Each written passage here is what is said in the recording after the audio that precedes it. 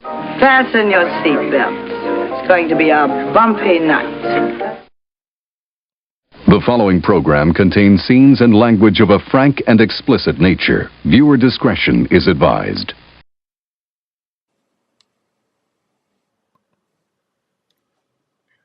Greetings, people of Earth, and welcome to the Third Floor Podcast. It is, well, let's see, what time? It is 11:34 on the West Coast on a Saturday night heading into midnight. We were going to go live a lot earlier, but then I just looked over the show and had to reconstruct it a little bit and add a little bit more flair. So hopefully you will enjoy this. And we have an added feature tonight and a couple other things going tonight. But we're going to continue. We got an idea after the show we did with Juan Soto versus. And it worked out well. Got a great response from it. Really, really good. I appreciate everybody with your support with that show. One of my biggest ones I've done so far. So I really appreciate it. Put a lot into it, a lot of research. We're going to continue to blaze with the research, stats, and crawling into some players of the old days. Some of these guys you probably heard of, some of these guys you know of, and pretty much know most about their career. Others you probably don't know or never even heard of these guys, or even understand baseball all that much. So what we're going to do here is it's also a history lesson. It's a flashback. It's reliving the good old days.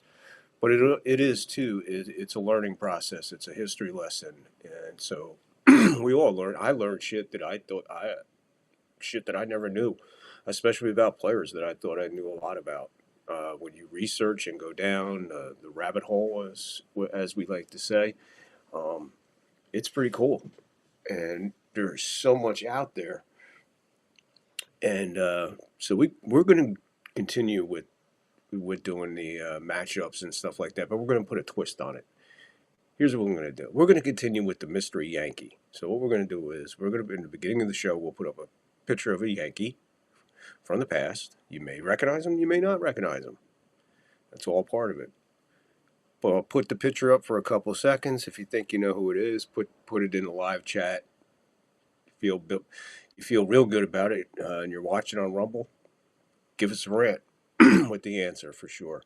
Either way, if you're watching on replay, put your answer in there. Okay, so we're going to stick with the mystery Yankee, and we're going to do, like I said, we'll put a picture up of a Yankee from the past, and we'll run down his history with the Yankees. Of course, a lot of these guys play with all kinds of teams, so it's hard to find a guy. However, we do have a guy on the show tonight that we're going to be talking about who spent 18 years in the major leagues and 17 of them with one team. You don't get to hear of that very much and very often, especially nowadays. Juan Soto. They kind of just stick around for a cup of coffee or whatever. Some guys put in 2-3 years with a team, move on. 2 or 3 years with a team, move on. It's pretty cool to look at their history and everything. And what we did, wow, we did a lot of research. This show that you're about to witness, and hope you enjoy it, get in a live chat. And if you're watching on replay, put it in the comments, and we'll cover the comments. So before we get into the show, let's get all the bullshit out of the way. All right. I shouldn't say that, because it's really not bullshit. It's business. It's business, man. Gotta do business. There. While that scrolls down there,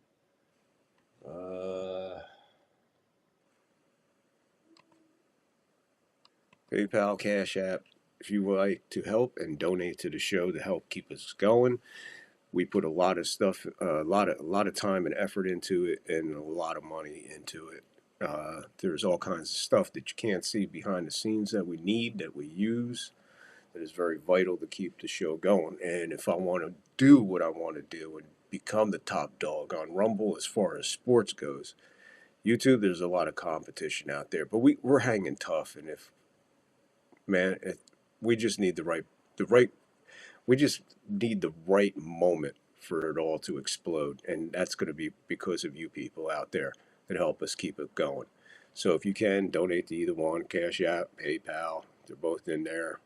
Feel free, cup of coffee. It's all it takes. And it all adds up and helps us bring you the best that we can. And I think I do a lot of research, and I think I put a lot into the shows. And now, like I said, a little added feature tonight, which we'll get to in a couple of minutes. I hope you enjoy it, but we can only do it with you. Without you, there is no show. So please, if you could help, links are in the description. Speaking of the description, go in there, read everything about the description. There's links in there for Johnny Basement. There's links in there for the W Energy drink saving is, I think it's 20% when I read it before I went on the air. Reaper Apparel's on there with big savings all across the board.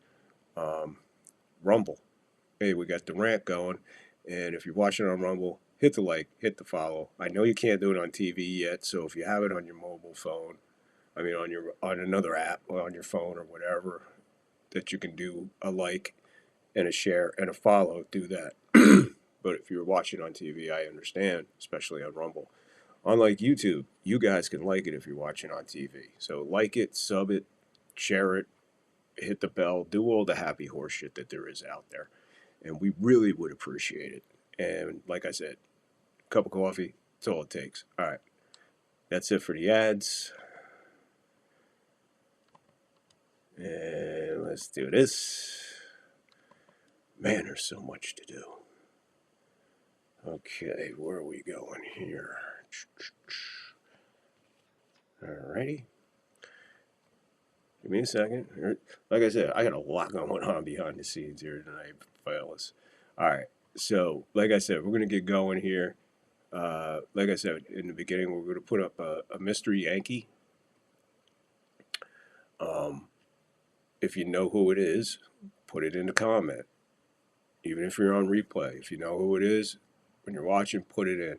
It's all time stamped anyway. But I really would like to see if you guys enjoy this or not. So leave a comment. Live chat, it's up. Speaking of which, oh my goodness gracious, got to refresh everything.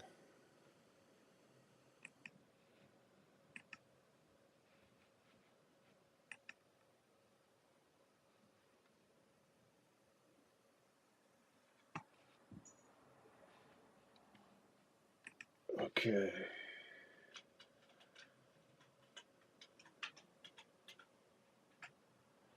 There you go. Live chat's up in the on Rumble. Let me double check, make sure we got everything going here for the YouTubers. God, I love you guys on YouTube. You guys are funny. Dig it. I really dig it. You guys are awesome. YouTube, hey, thanks for responding, man. I don't talk good about YouTube a lot, but my audience that tunes in and watches this show on a regular, thank you. I appreciate you. Tell a friend, help us out, man. Keep us going. We got to keep going here. Okay? We got to keep on going, my friends. And let's see if the chat's working over here.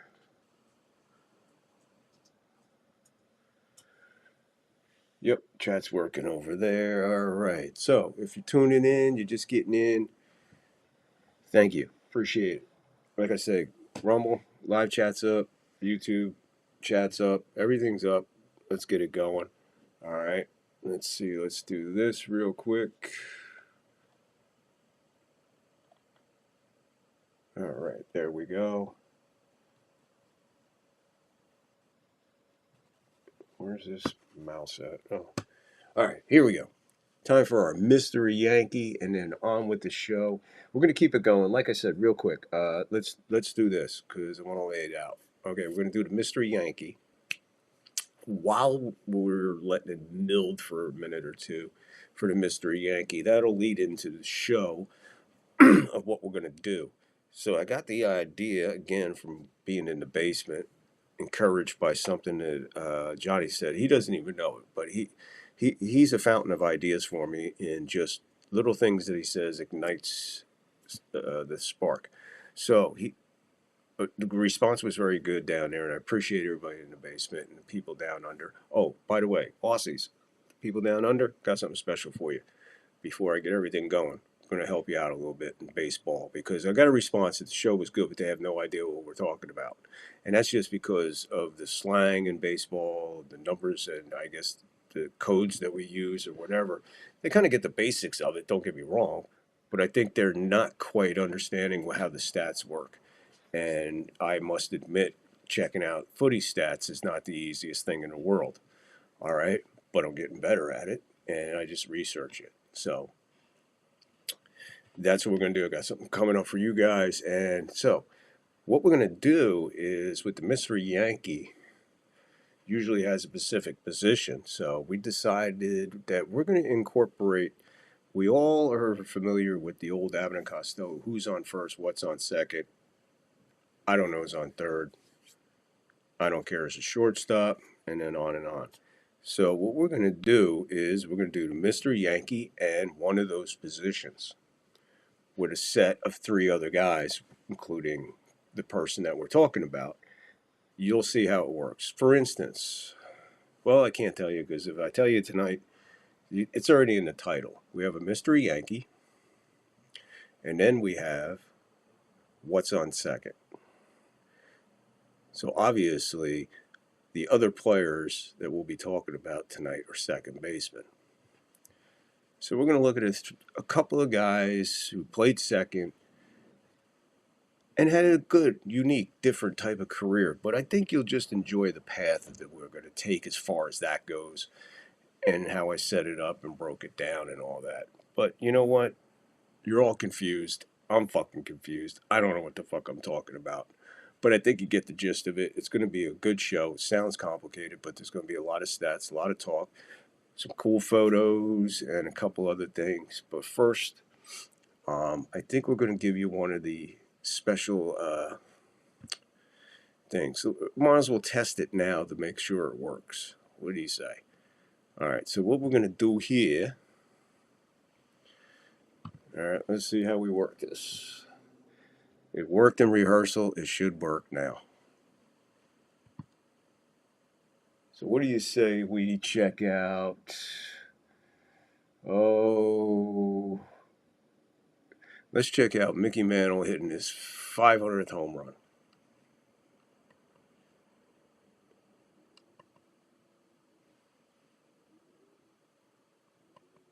See if this works.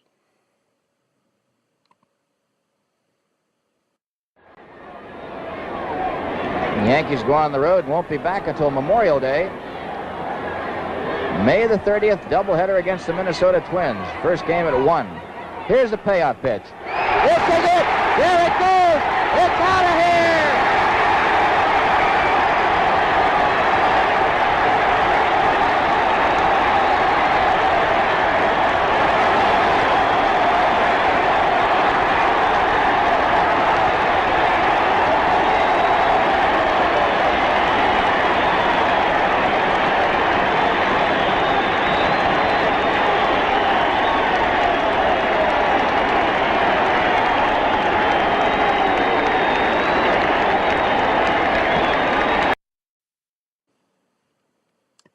Pretty cool, huh?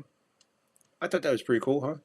All right, what's cool about that is I learned how to do it and everything. So selecting certain clips to play on the show was really cool, especially for the first time you're going to play it. And the whole time I'm going, what's the first clip I'm going to play? So might as well have been that one. That was Mickey Mantle hitting his 500th home run. But what's unique about this film, and I'm going to play it again, and what I want you guys to pay attention to is this is Mickey Mantle towards the end. This is his 500th home run. There's only a handful of home runs left. But what I want you to do is pay attention to when you're watching the video, watch what happens after he's gets to second, crosses second, gets to third, and before he gets home. You can tell that the man is hurt. The man is broke down. He is not anywhere near what he was. Excuse me. Nowhere near the ball player he was back at home run 1, 2, and 3. But now we're at 500. So when I play this again, please pay attention to Mick. You can tell he's hurting. And you can tell that he is definitely one of the greatest ball players that we've ever had in this sport. Here we go again with the Mick hitting number 500.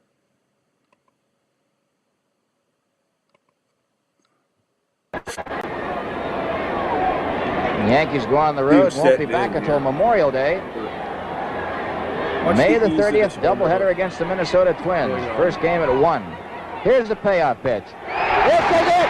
There it goes! It's out of here! Oh, what is that? Here you go. See? There you go. Here.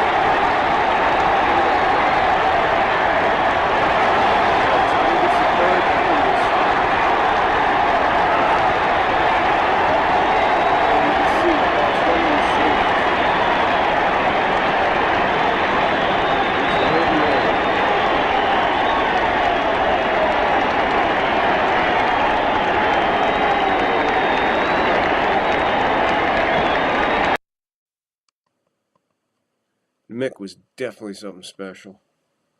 We were so blessed to have a guy like that. Not bad. All right, so I hope you enjoyed that little thing. We got a couple more things coming up like that as the show goes on. But first, like I said, we have to get to our mystery Yankee. So let's go and do that. I'm going to put a picture up. Keep it up there for a couple seconds. You think you know who it is, put it in the live chat, comments, whatever the fuck's going on over there. All right, here we go. Hold on. What did I do? Hold on. Okay, there we go. All right, here we go. Well, that's not our mystery Yankee. That's Saggy Tits. Just kidding, folks. All right, here we go. Our mystery Yankee. Now.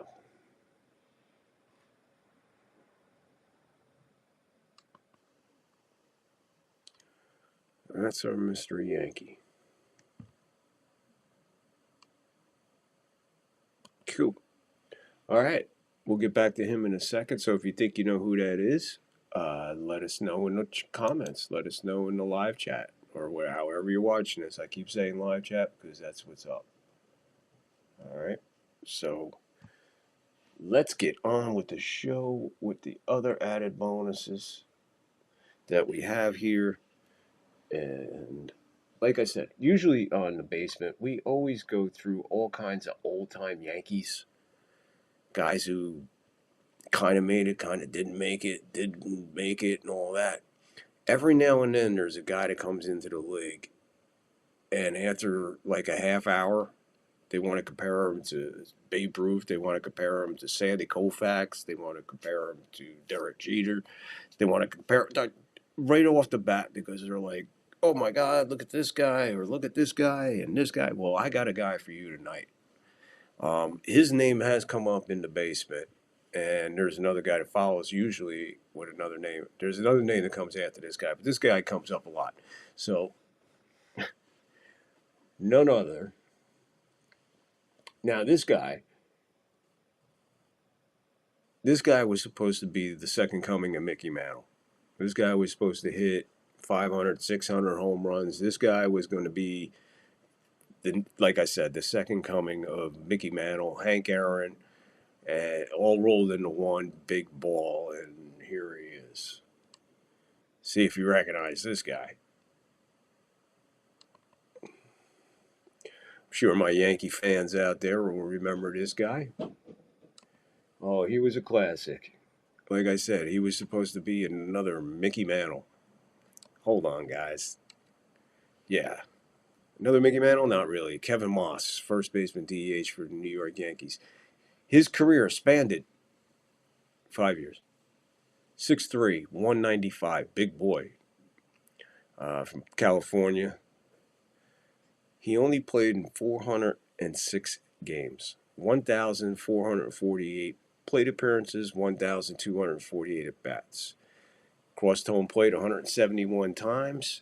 He had 287 hits in his 5 years, 43 doubles, 1 triple, 65 home runs. As you can see there in the notes, he had 55 home runs in his first 3 years. When he was with the New York Yankees in 91, he hit 21. I mean, in 90 he hit 21, 91 he hit 23, and in 92 he hit 11. Had 169 RBIs, 10 stolen bases, caught 5 times, 182 walks, 310 strikeouts. He averaged 230. Wow. His on base percentage 329, 422 slug, 752 OPS, 527 total bases, hit into 13 double plays, hit by 8 pitches, no sac hits, 10 sacrifice flies, and 21 intentional walks. Defense, 141 games, gave him 1,077 and 1/3 innings. The glove only turned 95. His fielding percentage was 982. Kevin Moss, let's just put it this way. He did not pan out the way they thought he was going to pan out. He was a monster, man. He was a monster. He killed it down in Columbus. He killed it in the minor leagues. But when they brought him up, again, no one's seen him before, and it's always advantage. This is a tough one, and this one goes back and forth. And let me know what you think in the comments. What do you think it's tougher? A pitcher seeing a batter for the first time or a batter seeing a pitcher for the first time? Major league level, like this. Kevin Moss is coming up. Has he got the advantage of them not seeing him and really not knowing him, or does he have the advantage just being, let me know what you think in the comments. Yeah, what else did we have here? Oh, he had a 752 OPS, which it's senseless. 527 total bases. Like I said, he hit into 13 double plays. In defense, he had 1,193 chances. He had 1,103 putouts. He had 68 assists. He had 22 errors. Not too bad for a first baseman. That's not too bad. And he was involved in 95 double plays. He wound up with a 982 fielding. Like I said, that's really not too bad. But again, Kevin Moss, another Mickey Mantle, not quite. But like I said, he was fun to watch. He was a fun guy to watch. All right. So how'd we do, folks? How'd we do with how'd we do with our mystery Yankee? Anybody? Okay, here's what we're going to do. It is time to reveal our mystery Yankee, known as the Horace Clarke. Horace Clarke he was with the Yankees for a couple of years. I picked him because he was just one of those guys. So, our mystery Yankee, there's his career numbers as we talk about Horace Clarke. He was born in the Virgin Islands, one of the first out of there, 5'9", $175. He batted from both sides of the plate. He was a right-hander throwing. And check this out. He was born June 2nd, 1939. June 2nd, 1939. Remember that. Like I said, in the Virgin Islands. Played with the Yankees from 1965 to 1973. In 1974, he played for 2 teams, the Yankees, 24 games, and went to the Padres and played for 42 games. In a 10-year career, he played in 1,272 games, 5,243 plate appearances, 4,813 at-bats. Crossed home plate 548 times, 1,230 hits, 150 doubles, 23 triples, 27 home runs, 304 RBIs, 151 stolen bases, 58 caught stealings, 365 walks, 362 strikeouts. He batted .256 for his career, 308 OPP, 313 slugging, 621 OPS, 1,507 total bases, grounded into 77 double plays, got hit by 11 pitches, 29 sacrifice hits, and 24 sacrifice flies, and 18 intentional walks. And Horace Clarke, with the glove, was good with the glove. I mean, we'll give you his his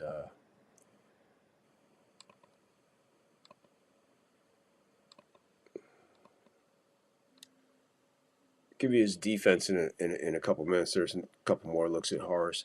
Man, I always like the shots of the old Yankee Stadium in the backdrop there. You can see, um, just iconic. Just iconic. I guess any photo taken in there. What's weird is when I was doing the photos and bringing guys in, to put the pictures up and stuff, I noticed a lot of baseball cards, a lot of photos in Yankee Stadium. I guess it was like photo day when they came to New York, so the photographers didn't have to travel for it or whatever. I guess the corporate office was there too in New York, so it made it easier for them. But I did notice that a majority of the baseball cards from back then, the photos were taken inside of Yankee Stadium, and you'll see there's a handful of them that are on here. Um,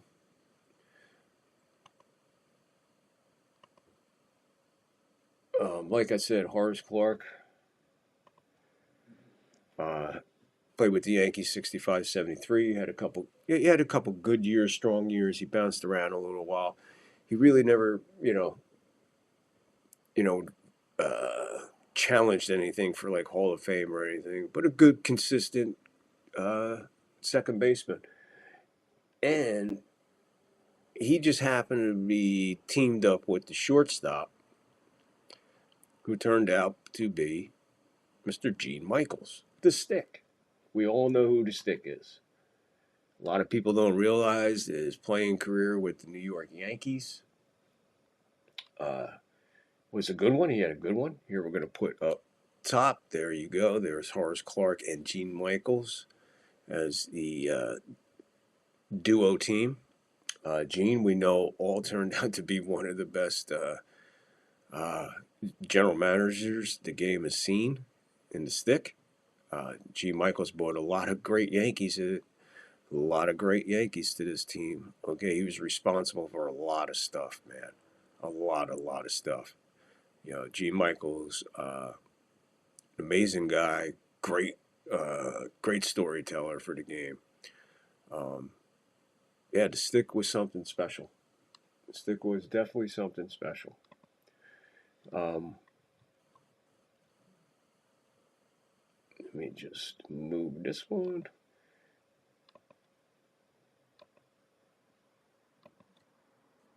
Yeah, like I said, Gene Michaels being, teaming up with him. So you can see the theme has the shows going here.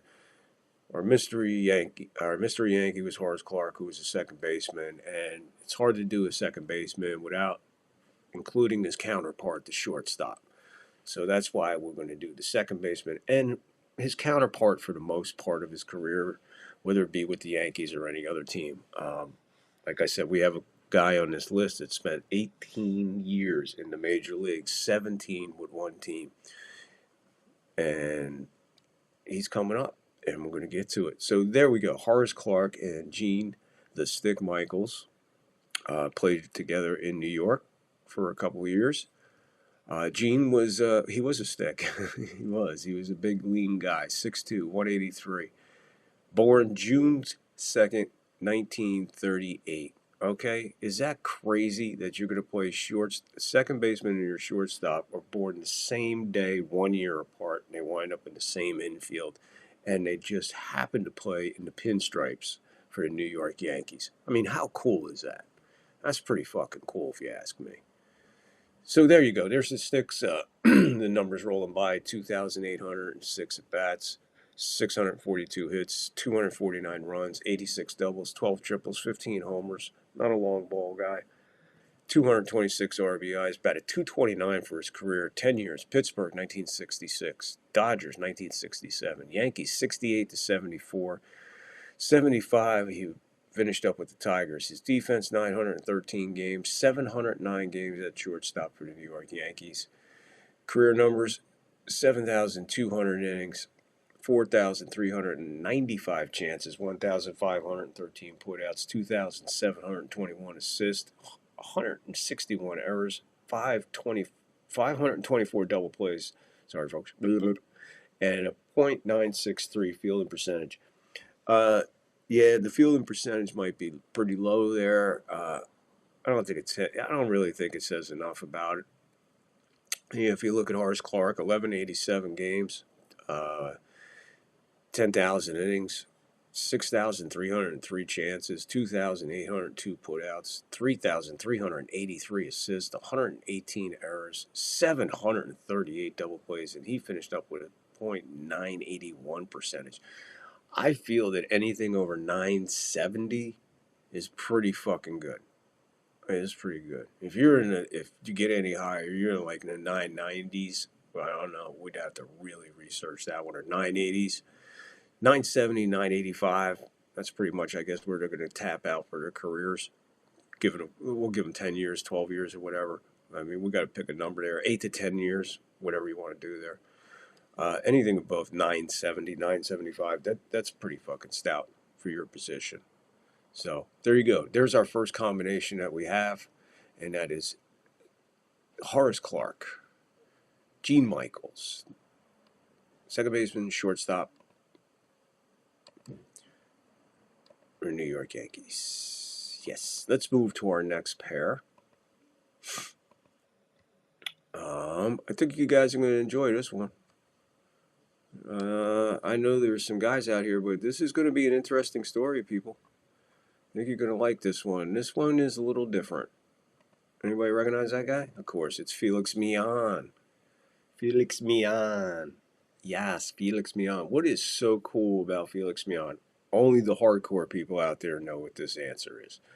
Felix Millan was one of the first I ever seen, and probably one of the... This does not happen in the game anymore.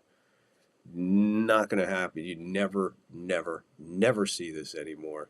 But this man did it every at-bat, and that was what we call choking up on the bat. If you look at the picture over here, this one that I'm looking at, yeah, folks, that's not even an exaggeration. He was literally pretty much halfway off the bat. The other picture with the Braves pretty much shows his at bat. If you look at highlights of Felix Millan when he gets up to bat, hold on, we're going to be talking about Felix for a second, especially his shortstop compadre.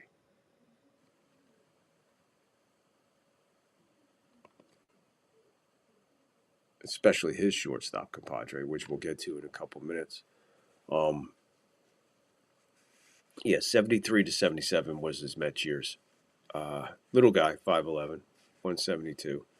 But what's cool about Felix, like I said, if you look at these photos here, especially this one with the Braves, it's not exaggerated. And neither is the one where he's in there with the Mets. Guy is choking up. Now, if you look at old highlights of this guy, when he played, literally,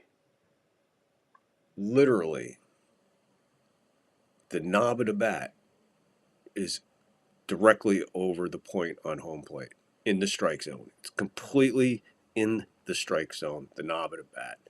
And somehow this guy pulls it off. It's just amazing. Tried to do it, emulated as a kid. It just felt so freaking awkward to hit a bat like that, because all you feel like you're going to do is just like gorge yourself with the knob of the bat trying to swing the fucking thing. But he made an art of it. There was a couple other guys I can't think of off the top of my head who used to choke up. Pete Rose would choke up on the bat, but nowhere near what this guy is. I think Rose would come up about a fist worth up on the knob. In other words, he would grab the bat like this and then go like that when he was choking up. So Felix would probably be two hands, pretty much, up on the bat. Just amazing to see.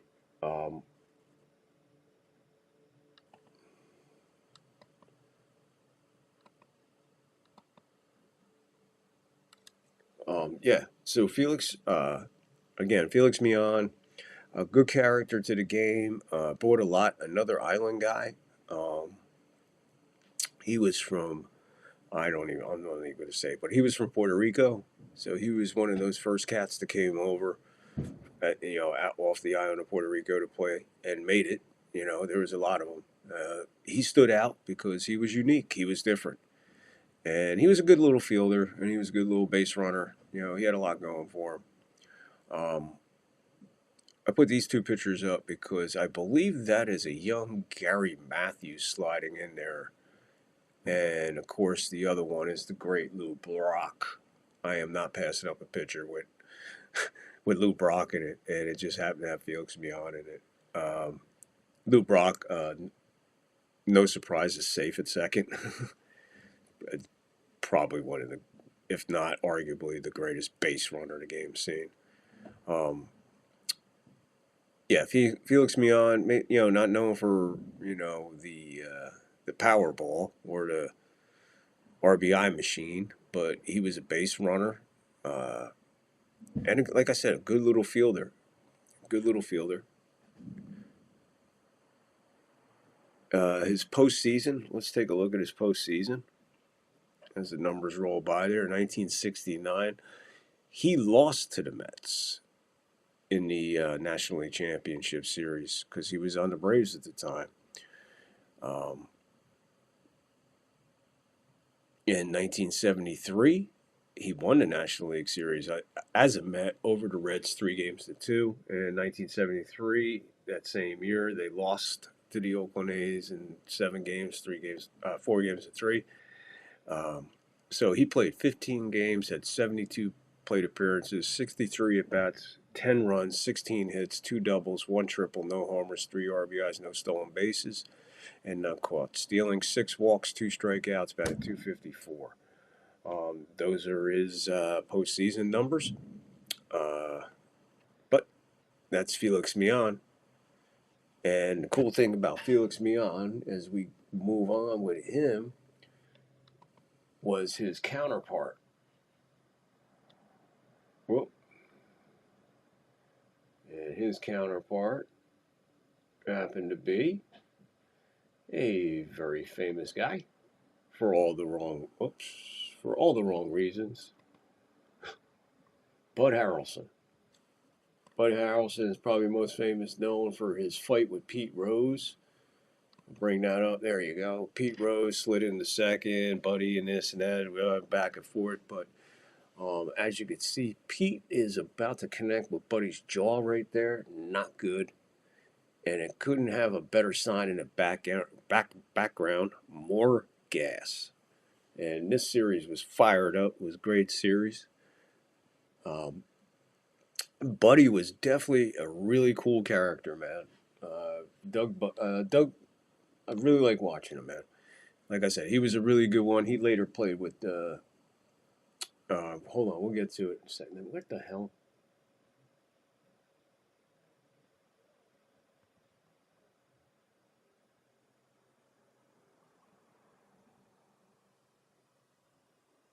Son of a bitch. Sorry, guys.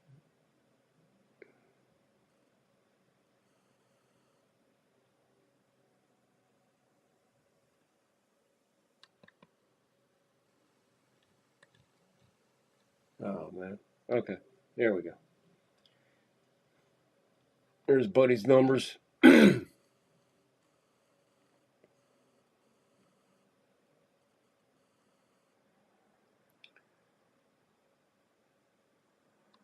And there's Felix's postseason numbers. Let's switch this up. Yeah, Buddy got in a fight with Pete. Not good. Got his ass whooped. Made jokes about it. He showed up actually the next day wearing a Superman shirt. Famous, holding it open. It was on it in Daily News back page and all that other stuff. Buddy, like I said, very feisty guy, very timid guy. Not a real big guy, but hey, Buddy was Buddy.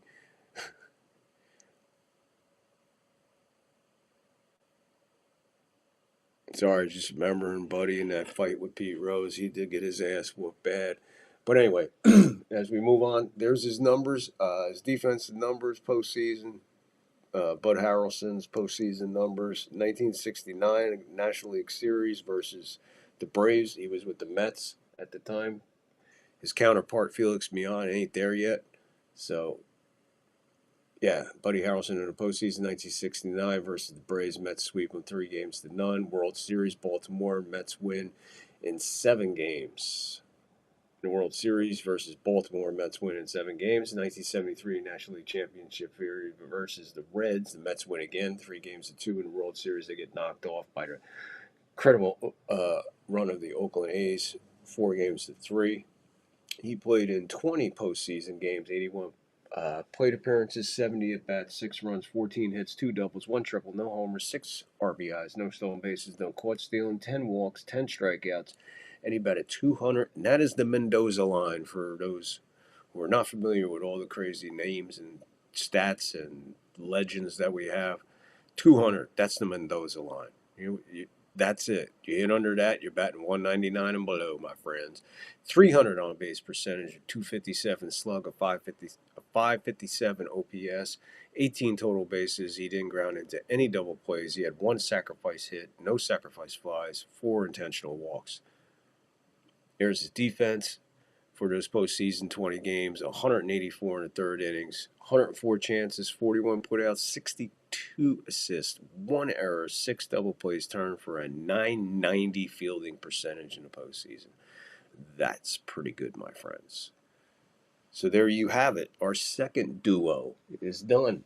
Bud Harrelson, Felix Millan of the Mets back in the end of the 60s, early 70s for their World Series runs and championship years of the Mets when they were better days. Yeah, they were better days. All right, now we're going to move on to I'm going to do this one first. I was going to do this one last, but the second, it's hard to explain. But I got the next pair who's ending the game, who's ending the show here. There's so much to talk about them. So I'm going to talk about these guys first, okay? And here we go. Sandy Alomar Sr.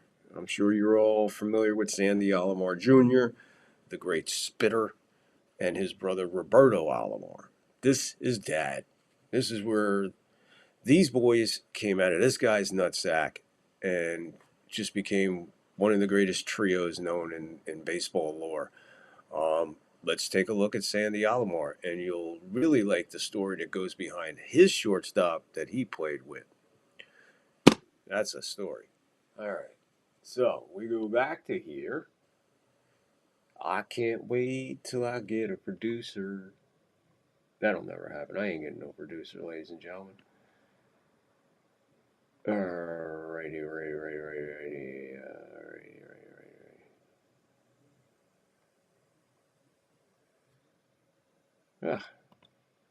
Sandy Alomar. There we go. Sandy Alomar, second baseman, shortstop, 5'9", 140 pounds.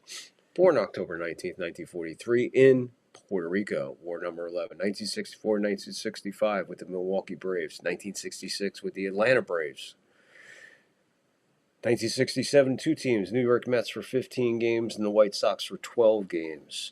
Sandy had a problem getting going in the early years. 1968 with the White Sox. 1969, 2 teams. The White Sox for 22 games. Then he was moved to the California Angels for 134 games. This is where his career picks up.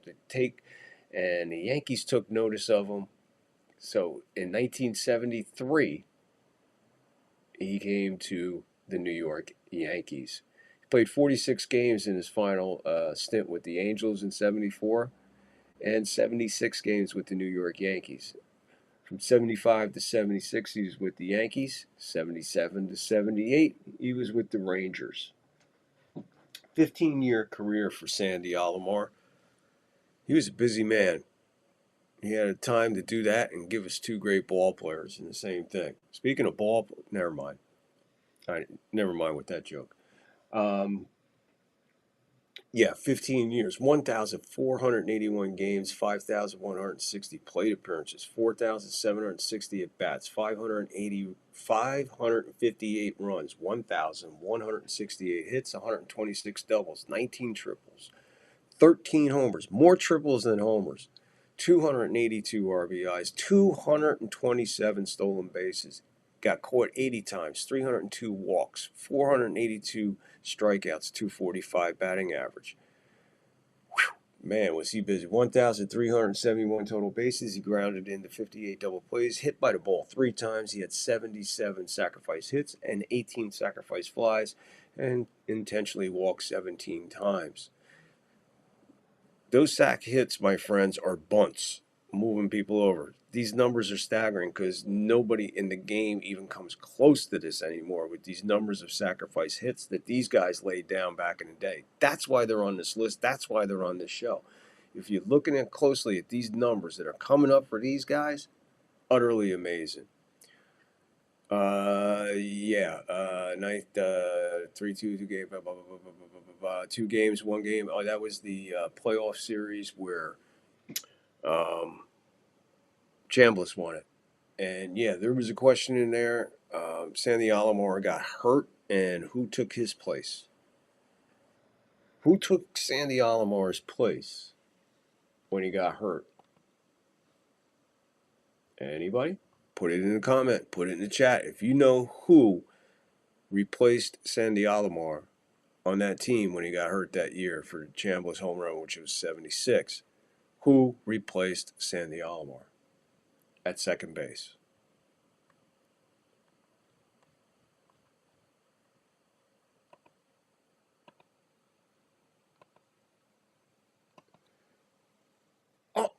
It was Willie Randolph, who they later wound up in the dugouts together. Yes, Willie Randolph replaced Sandy Alomar, and that's why that picture's there. And how ironic they wind up on the Mets as Willie took the helm, and that was Sandy Alomar, I believe, was his infield coach, one of his infield coaches, baseball coach. I'm not sure on that. It's a little fuzzy to me because it's the fucking Mets. I don't know what's fucking going on there. All I know is Willie was there, and Sandy was next to him. But yeah, there you go. There is Sandy Alomar. And what's cool about Sandy is, like I said, his backup, not his backup, his guy that played with him. Where's he at? Okay.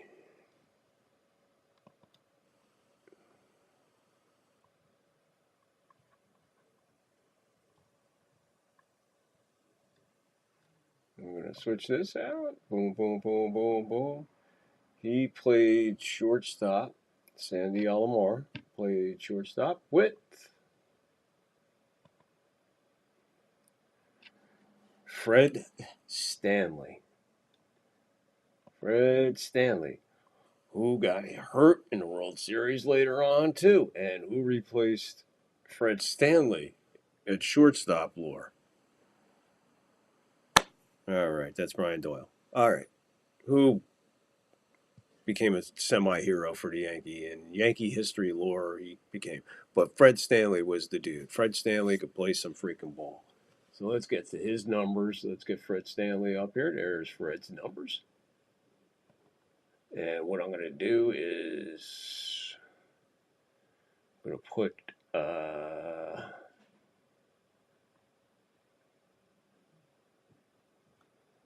Sandy Alomar.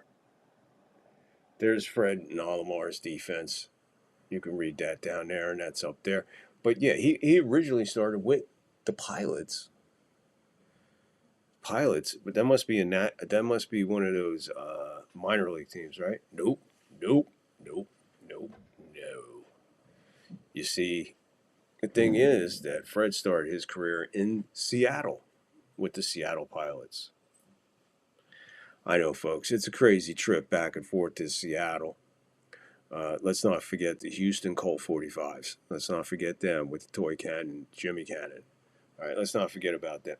See, baseball is so cool. There's so many things. This is just off the top of my head. As I'm talking about Fred Stanley, and it just brings me down to that era, and you just start remembering all these crazy things and why we love this fucking game, man. We just love this fucking game. Man, when you talk baseball, it's just a different level, man, talking baseball, man. It is. The one constant through all the years has been baseball. That is true. That is so fucking true, man. So. Oh, look, it's break time. Oh, yeah, break time. Break time. Break time, break time, break time, break time. You better give up them cigarettes, buddy, or the groundhogs will be bringing you your mail. Know what I mean? I hear you, Vern. What a man's got to do, what a man's got to do.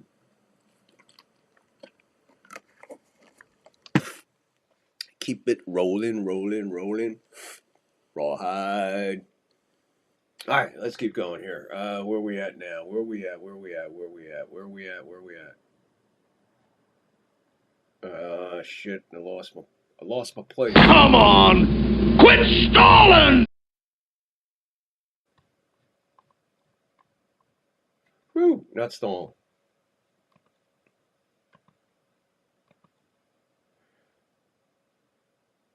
Maybe you could add it in the comments or in the chat or whatever when you're watching this on replay or whatever. Here's what you do. Help me out. I got this all figured out, but I need to get my OPS separate from this screen. I need to slide it to another monitor. And I've hooked up the cables. Never mind. Never mind. That's what I'm trying to figure out. And that's what the delay is. So just bear with me. I appreciate you all for bearing with me. If you're just getting here, make sure you like, follow, share, hit the notification bell, rant, rave, do anything you got to do. Get in the live chat. Let me know where you're at, where you're watching from. What the fuck are the gas prices where you're living? Just get in there in the fucking chat and let us know. There we go. All right. Back to Fred Stanley and Sandy Alomar. The defense of Fred Stanley and Sandy Alomar. Sandy Alomar, 1,418 games, 10,996 in the third inning, 6,510 chances, 2,889 putouts, 3,463 assists, 158 errors, 817 double plays turned for a 976 fielding percentage. Fred Stanley, 818 games, 5,055 innings, 2,653 chances, 952 putouts, 1,627 assists, 74 errors. Not bad, man. That is fucking pretty good. He turned 309 double plays in and had a 972 fielding percentage. There you are, above above that 70 mark. Good enough for me. That's what makes him elite to me. That's what makes him good to me. I shouldn't say elite. He was flashy. He was good. He was consistent. Great glove. Shaky with the bat. Definitely shaky with the bat. But hey, man, it's hard to take a glove out of. It's hard to take a glove out of the lineup, and they still do it to this day. You see guys in there that are look at Gary Sanchez, but how do you take that bat out of the fucking lineup? Thank God for the DH, right? I mean, that's the only thing that saves half of these guys, for the most part, anyway. But there you go. Fred Stanley and Sandy Alomar for a short time together. But the cool thing is that they both were replaced. One guy made it, the other guy didn't. Brian Doyle replaced Fred Stanley, lived in Yankee lore for a couple more years and was gone. But Willie Randolph became one of the greatest Yankees of all time. Arguably, probably the second or third greatest second baseman the Yankees have ever had. I'm not going to get into that argument now, but most of you probably know who I'm talking about as the best second baseman for the Yankees. That's for another time. You can see here the catching, I believe. Not too sure, but I believe that is Bench sliding in the second during the 76 World Series. Not sure on that. Don't take me to the bank on that. But the other photo I can definitely tell you is one of the grimmest photos taken. And that is Fred Stanley visiting Thurman's locker as he left it before he died. Yeah, a lot going on in that photo, man. But there you go. There's our third set of second and shortstops on this incredible journey down baseball's fucking memory lane. All right, so let me get that out of there, and we'll get that out of there, And I got to tell you something, folks. I do these shows. I put a lot of time into it, and one of the most time-consuming efforts that I do on this show to bring the best I can to you are the banners, the stickers, whatever the ticker, whatever you want to call it. Okay, so much goes into that. Making sure we're spelling shit right, spacing shit right, not doing it. It's painstaking. Well, I didn't realize when I picked this next duo how complicated it would be that I had to do, I'll let you know, 1, 2, 3, 4, 5,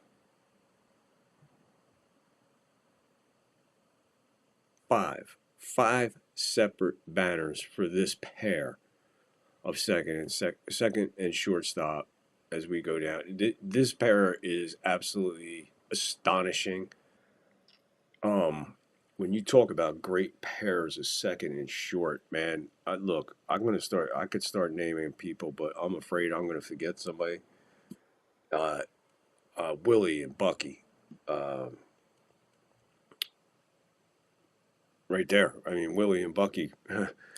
That's kind of hard to top. But no, you had Alan Trammell and Lou Whitaker. Uh, um, I'm trying to think. You had the Dodgers. You had Davy Lopes and Bill Russell. There you go. Had to think about that one for a second. Morgan and Concepcion. Wow. All right. I'm not going any further because I'm going to just whatever. But this pair is just phenomenal. Just utterly, utterly phenomenal. And they are the pair of, we all recognize this guy, right? I'm sure you recognize Davy Johnson. Davy Johnson. All right. Let's get to the first of our 5 fucking banners for these fucking guys. Holy Christmas, man.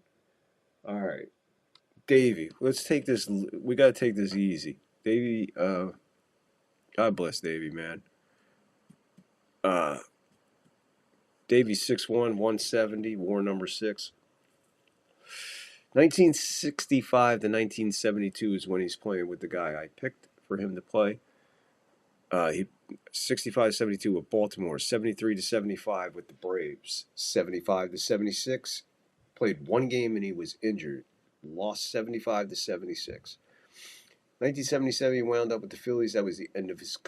That was almost the end of his career. Sorry. 1978 he played with 2 teams. 44 games with the Phillies, 24 games with the Cubs. That was the end of his 13-year career. 1,435 games, 5,465 plate appearances, 4,797 at bats, 564 runs scored, 1,252 hits, 242 doubles, 18 triples, 137 homers, 609 RBIs, 33 stolen bases, 25 caught stealing, 559 walks, 675 strikeouts, batted .261 for his career, 341 on base percentage, 404 slugging, 1,938 total bases, grounded in 126 double plays, hit by the pitch 40 times, 26 sacrifice bunts, 43 sacrifice hits, 57 intentional walks. Davy Johnson, born in Orlando, Florida, 1943.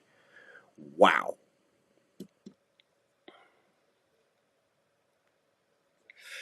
That's just the tip of the iceberg, people. Because Davy also spent some time in the postseason. Davy's postseason, 1966 World Series versus the Dodgers. Dodgers sweep 4 games to none. 1969 American League Championship versus the Twins. Baltimore sweeps the series 3 games to none. 1969 World Series versus the Mets. They lose to the Miracle Mets. 4 games to 1, sorry. 1970, the American League Championship again versus the Twins. Baltimore sweeps the series 3 games to none. 1970 World Series versus the Red. Baltimore wins 4 games to 1. 1971 All-Star Championship Series. Oakland. Baltimore sweeps the series 3-0. Baltimore. Baltimore Orioles go 9-0 in American League Championship Series from 1966 to 1971. In 71 World Series versus the Pirates, Baltimore loses the series 4-3. 1977 National League Championship Series versus the Dodgers. Phillies lose. Phillies lose the series 3-1.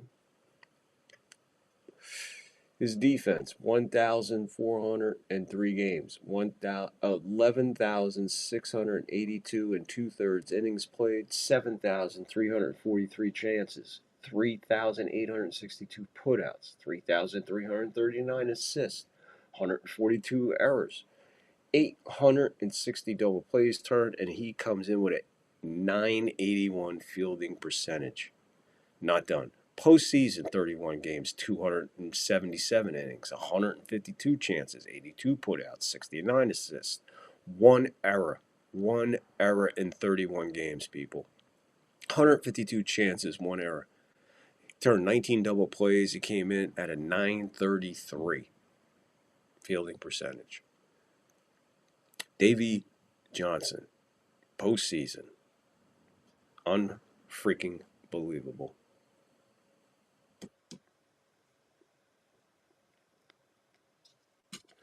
That's a hell of a career there.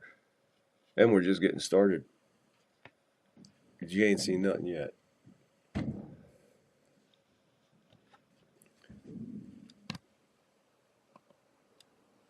Sure, you all heard my neighbor coming in.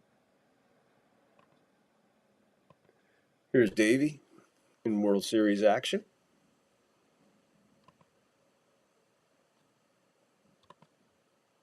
And Davey with the Braves, where he started it out.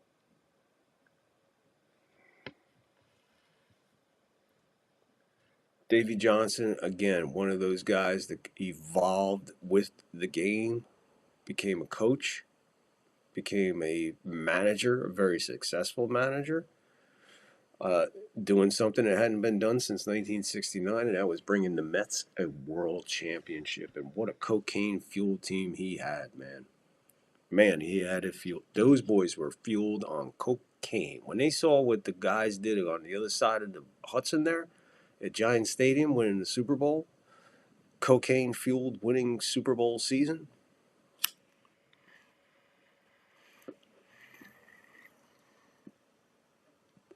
come on, people. Prove me wrong. Have you read the books? Have you heard the interviews? Have you heard the stories? Incredible. Anyway, that's Davey Johnson, who was accompanied by this guy, Mark Belanger. Probably and arguably one of the greatest shortstops to ever play this game. He is up there. When you start talking about shortstops, well, there's so many to talk about. You know, I always go with Phil Rizzuto was one of the greatest. Of course, we all know Derek Jeter is one of the greatest. Ozzie Smith is one of the greatest.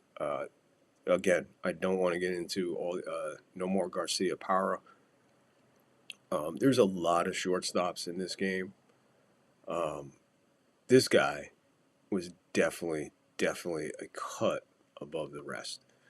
So let me get his wonderful, incredible numbers up here. All right, we'll start with his regular career. There you go. 6'1", 170, born June 8th, 1944 in Pittsfield, Maine.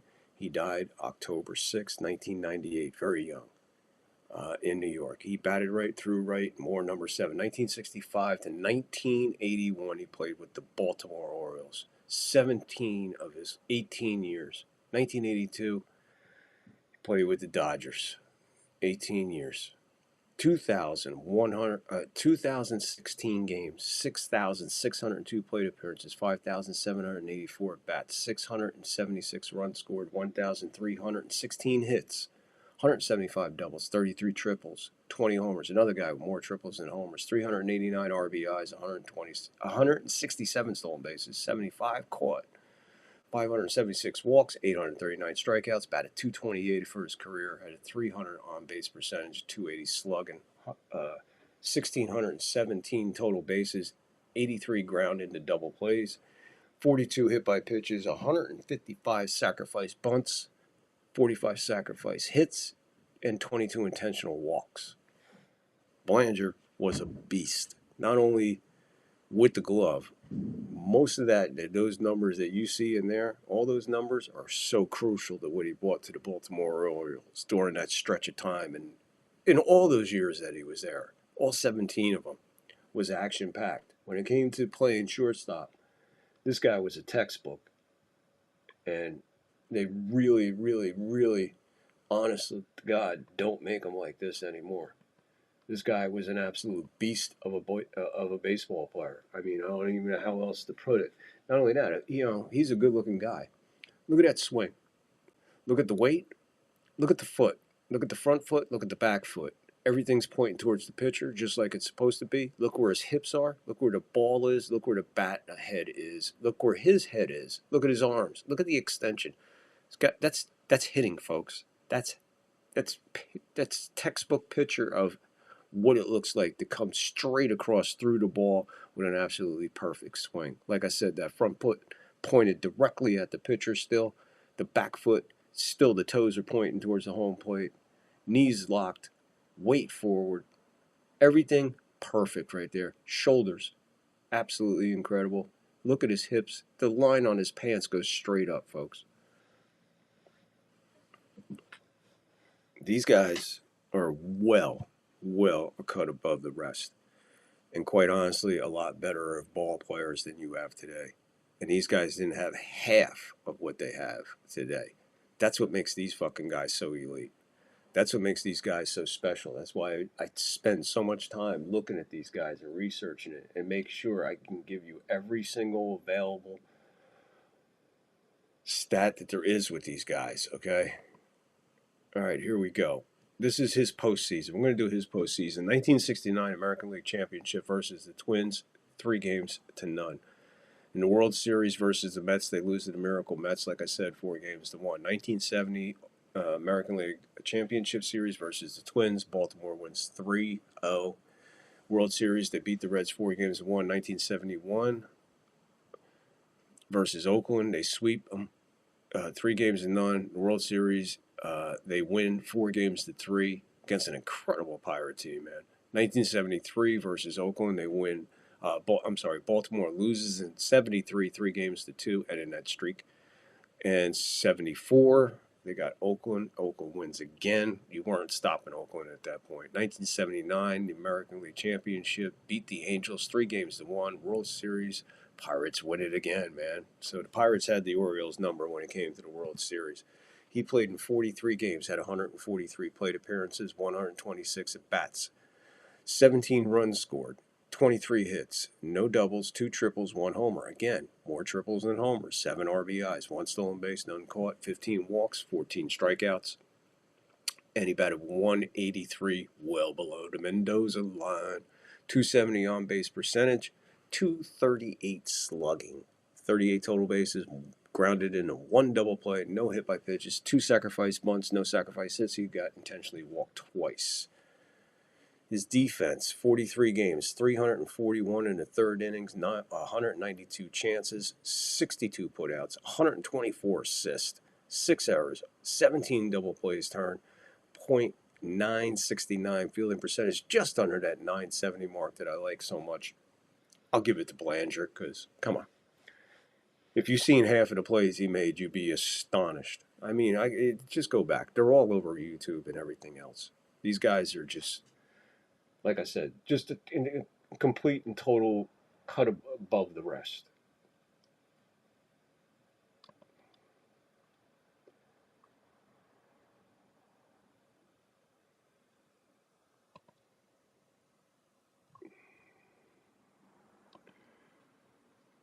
Here we go. This is Belanger and Davy's defense. Davy Johnson, I mean, look at these numbers, man. I know I put them up before, but these when you see them together, that's the thing. When you see them together, it's so much more impressive. I mean, that's incredible. 9,082 chances. Look at that assist. 5,831 assists, 211 errors, 1,061 double plays turned, and there you go. His career, .977 fielding percentage, well above it. So we give it to him in the postseason, though. I mean, there you go. I mean, the numbers for these guys, without a doubt, speak for themselves.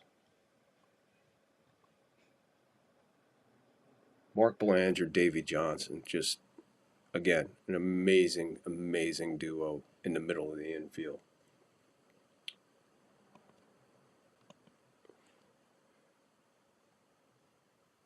So what I like to do now, before we close the show,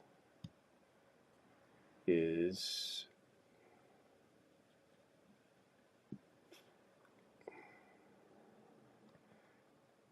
in the basement, we have a lot of Aussie friends, a lot of friends from down under, and they really enjoy, my show. They love being in the basement, and we're talking baseball a lot, and they kind of follow along, but they're not too sure exactly what we're talking about. So what I decided to do is when I put these stats up to help my friends from down under, I thought I'd put the legend up. So these are what the abbreviations actually stand for. So if you have any questions about anything else, just let me know where it gets confusing.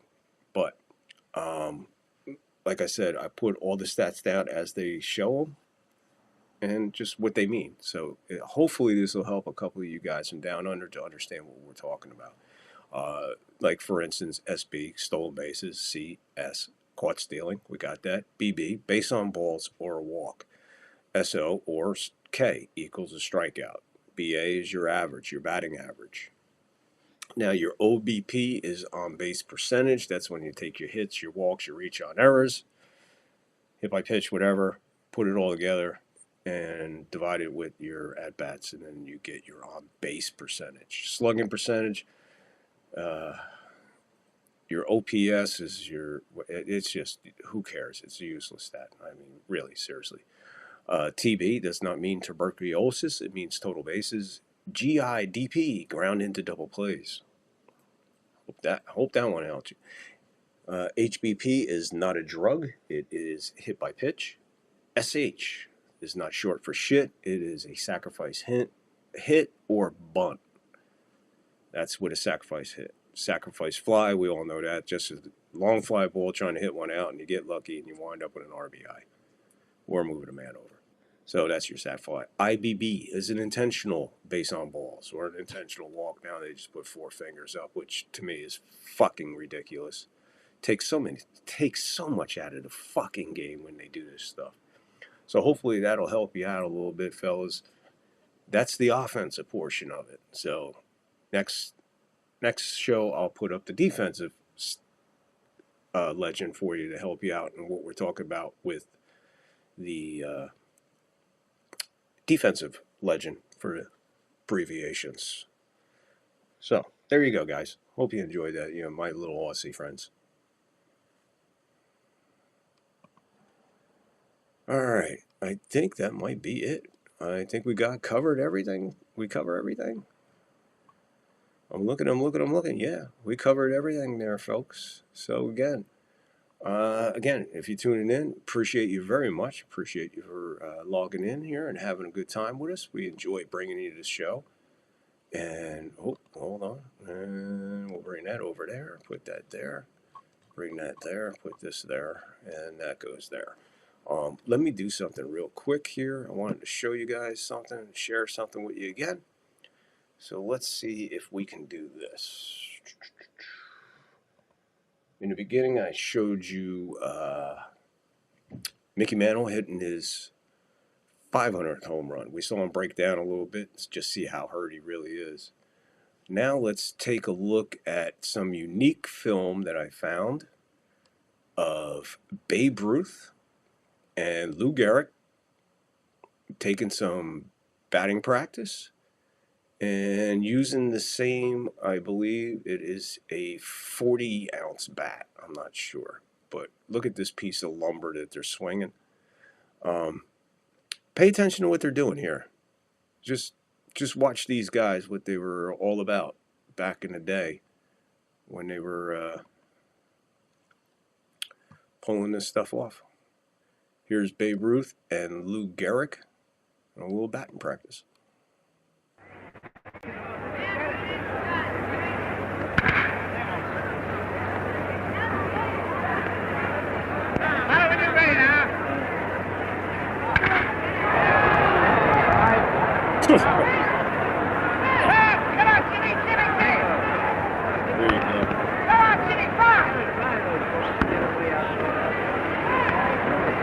You don't like the high stuff.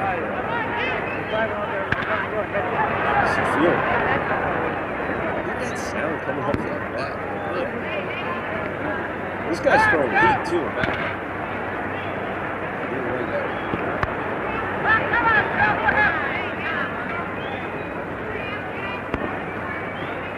Lay it off.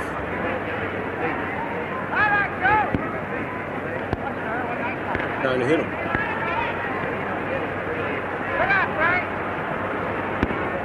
Another one.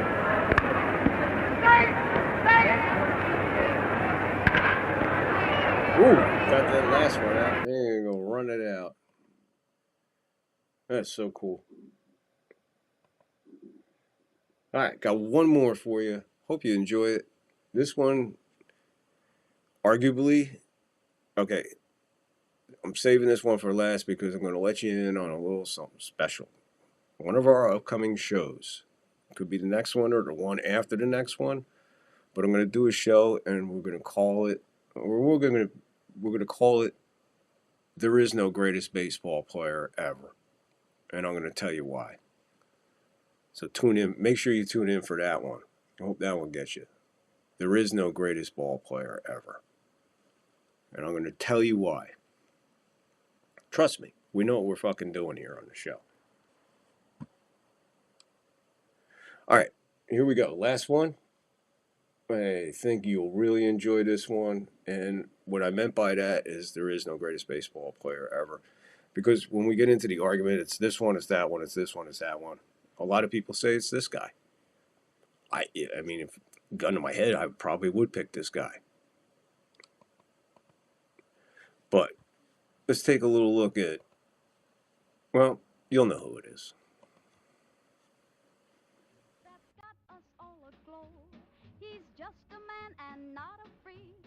He's Joltin' Maggio, Joe DiMaggio.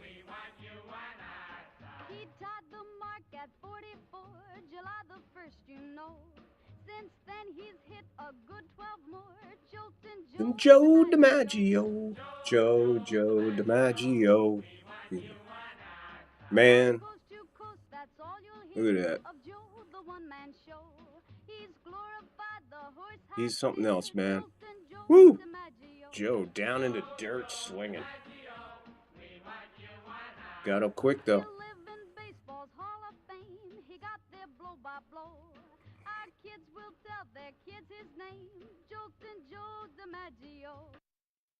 Joe DiMaggio.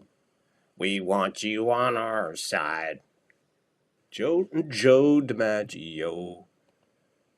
That's cool. All right, there you go. Oh, by the way, I forgot. A lot of people always wonder, what does Babe Ruth do on his day off? You want to know what Babe Ruth does on his day off? Here, I'll show you what he does on his day off.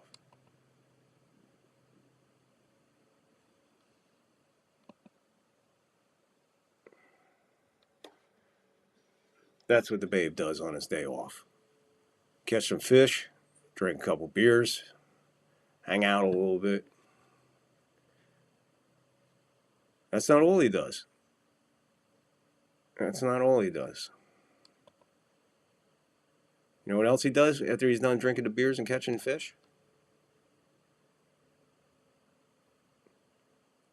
He hits the pool and does belly flops. How cool is that? A flying Babe Ruth about to hit the water with a belly flop. Too bad this guy didn't have a movie camera to film that. But look at that. A flying Babe Ruth. You can only see that stuff here, ladies and gentlemen, on the 3rd floor. Because that's what we do.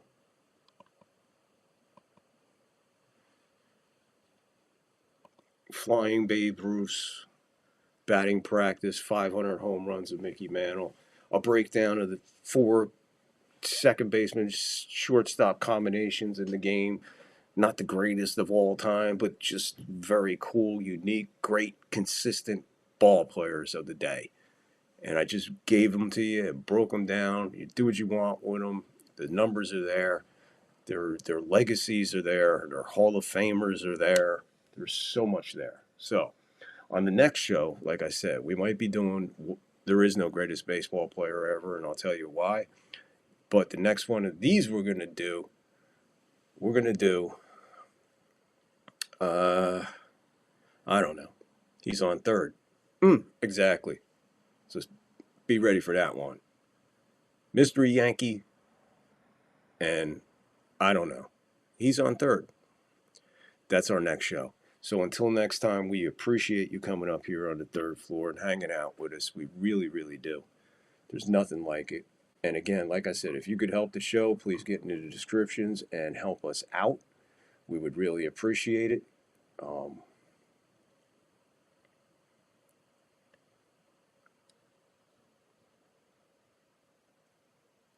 Yeah, we would really appreciate it if you could help us out. Cup of coffee, like I said, PayPal, Cash App, they're all in there. Rumble, we got the rant. So if you want, hit us with a rant. We appreciate it. So again, wherever you're watching us from, wherever you're out there watching us from, let us know. Where are you from? How much is gas? We don't care. Put your comments in there. Who do you like at second and short? Did I miss a combination that you think I should have put on here? Let me know in the live chat. Let me know in the comments. Well, maybe we'll do a special on that, or we'll just isolate those pair if I get enough of them.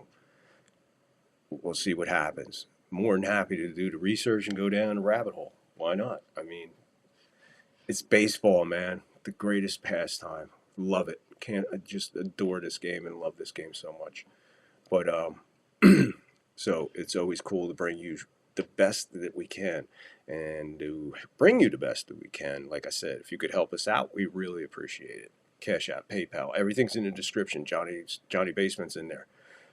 Reaper Power and W Energy drinks. Everything's in the descriptions. But most importantly, you, the audience, we appreciate you so freaking much, man. So fucking much. I appreciate you people. Especially Rumble. Look, Rumble people. I'm coming hard with this stuff for sports.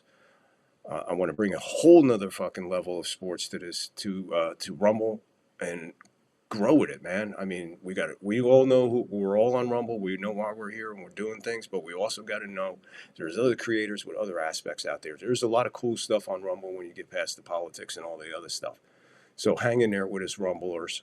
Get in that live chat, Rumblers. If you're watching us, this is live. We always do our live shows. We're just not consistent on when we go. We just happen to pop in. So, but we're here to bring you the best. We're going to bring you other angles and other shows with different ideas for definitely doing.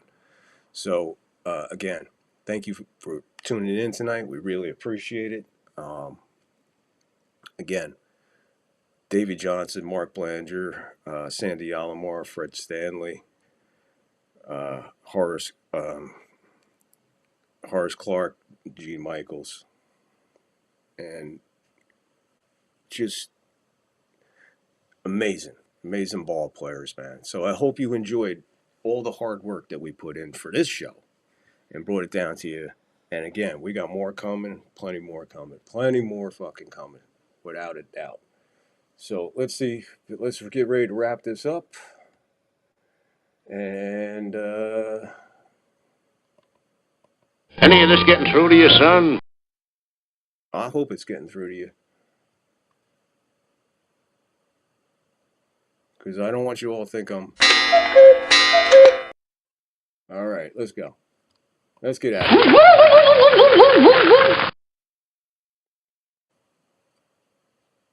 All right, people. People of Earth, Thank you for tuning into the third floor. We really appreciate you. We're going to get out of here. And again, keep in tune, keep in watching on us. We'll be back with another incredible show. I don't know. He's on third. Exactly. Mr. Yankee plus, I don't know. He's on third. Or it could be, there is no greatest baseball player ever. And I'll tell you why. That is coming up next on the third floor. And we're going to get out of here. Thank you, people of Earth. We love you. Peace.